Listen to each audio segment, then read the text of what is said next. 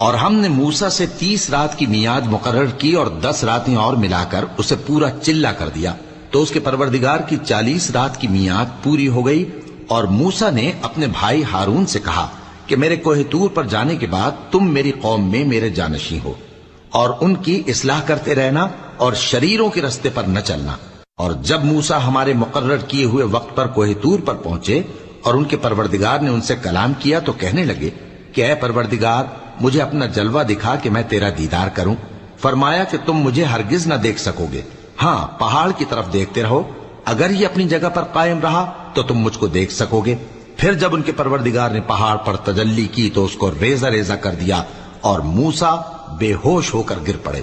پھر جب ہوش میں آئے تو کہنے لگے کہ تیری ذات پاک ہے اور میں تیرے حضور میں توبہ کرتا ہوں اور جو ایمان لانے والے ہیں ان میں سب سے اول ہوں۔